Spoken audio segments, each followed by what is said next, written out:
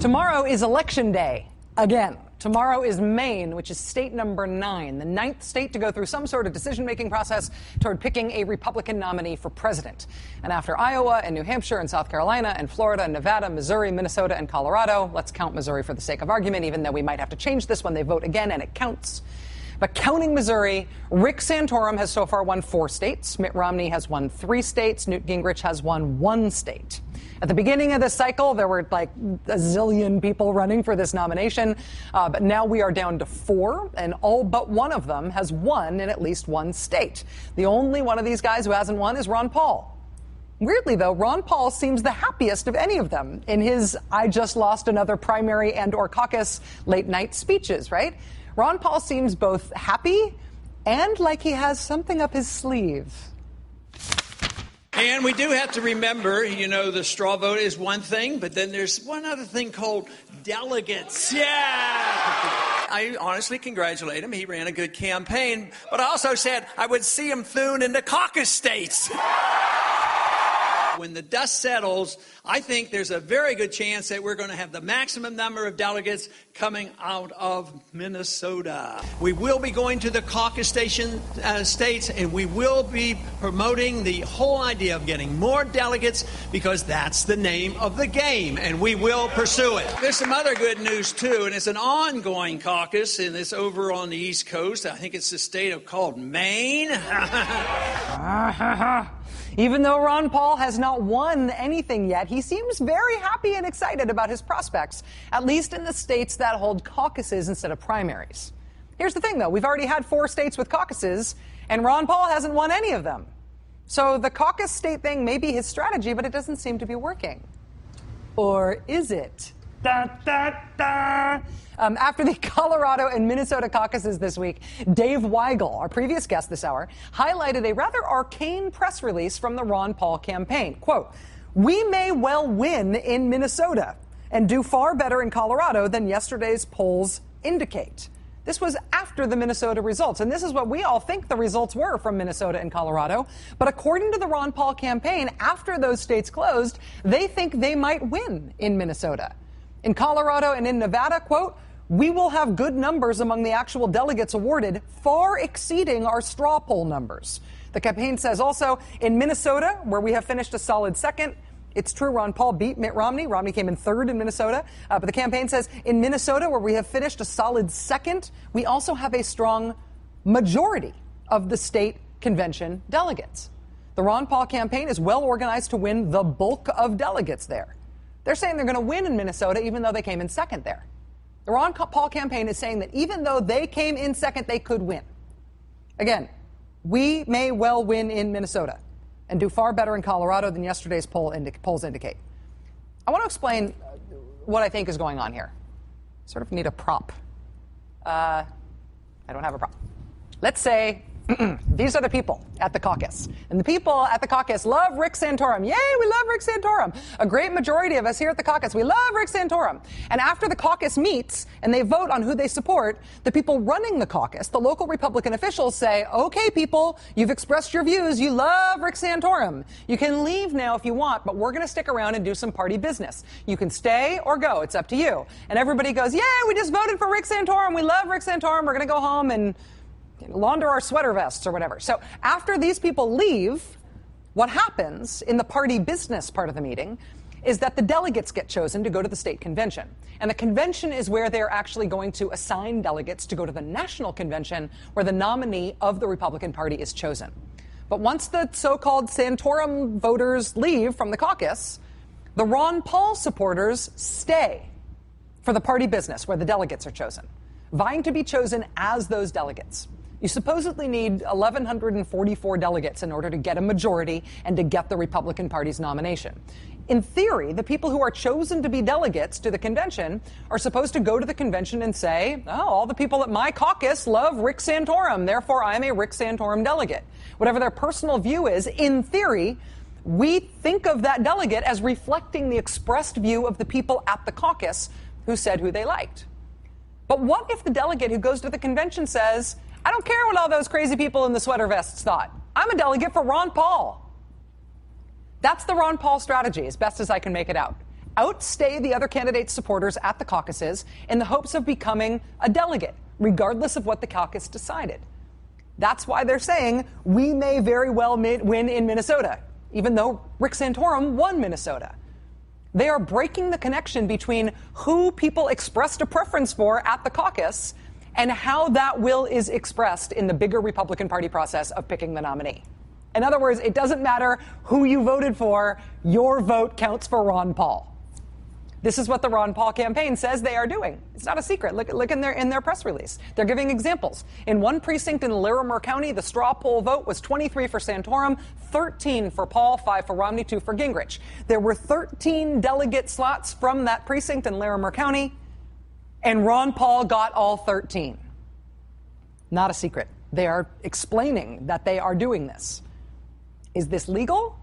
Apparently this is legal. At least it seems to be under Republican Party rules. The delegates are supposed to reflect the view of the caucus or the precinct that they came from, but nobody says they have to.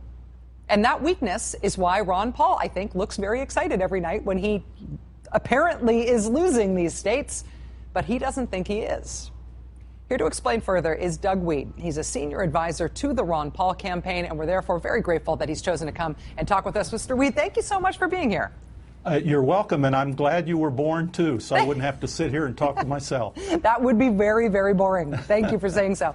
In this, explaining this process, I am absolutely sure I just got something wrong, because it is a complicated process. Is there anything about those logistics that I messed up in that explanation? Boy, you did a great job, and you've restored my faith in journalism, because I watch television, and I see them saying Romney has this many delegates and Santorum this many delegates, and as you know, not a single delegate has been awarded from Iowa or Minnesota or Missouri or Colorado or Nevada. And as you point out, we're tracking this at the precinct level. We think we have the majority of them. We think we've won in Iowa, we won in Minnesota, we won in Colorado, and Missouri's yet to be seen. And we think we probably won in Nevada because we're counting the precinct votes. The only thing that I might add is there's nothing wrong or deceptive about this. Anybody can stay. You know, Woody Allen says 80% of success is showing up. Well, our people show up, and they have a right to do that, and they're committed, and so they're running as delegates at the precinct level to the county convention,